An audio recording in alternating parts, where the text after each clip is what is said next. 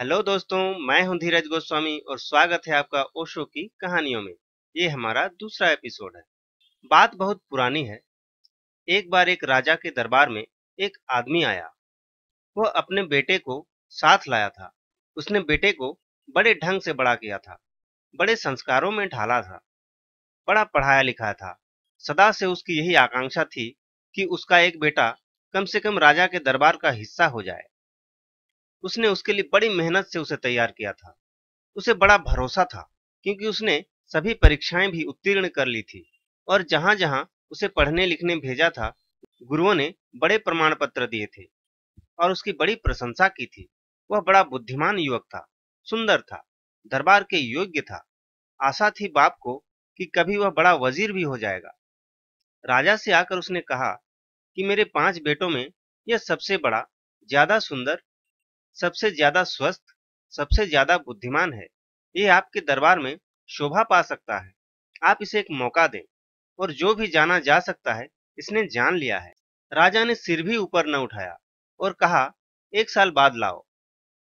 बाप ने सोचा शायद अभी कुछ कमी है, क्योंकि सम्राट ने सिर भी उठाकर न देखा। उसे 1 साल के लिए और अध्ययन के लिए भेज दिया। साल भर के बाद वह और अध्ययन करके लौटा।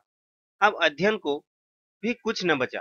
वह आखिरी डिग्री ले आया, फिर लेकर पहुंचा।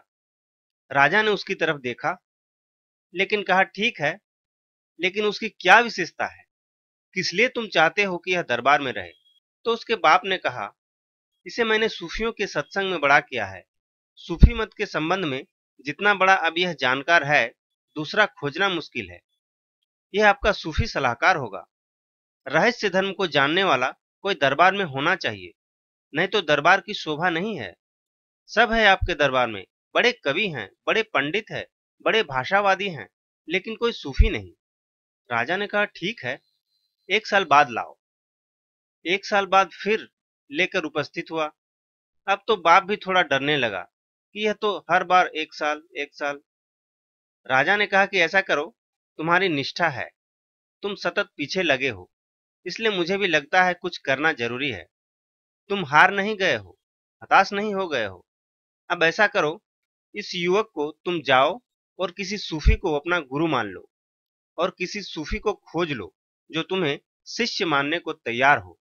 तुम्हारा गुरु मान लेना काफी नहीं है, कोई गुरु तुम्हें शिष्य भी मानने को तैयार हो, फिर साल भर बाद आ जाना। अब युवक गया, एक गुरु के चरणों में बैठा। साल भर बाद बाप उसको लेने आया। वह गुरु के चरणों में बैठा था। उसने बाप की तरफ देखा ही नहीं। बाप ने उसे हिलाया कि नासमझ, क्या कर रहा है? उठ, साल बीत गया, फिर दरबार चलना है। उसने बाप को कोई जवाब भी नहीं दिया। वो अपने गुरु के पैर दबा रहा था। वह पैर ही दबाता रहा।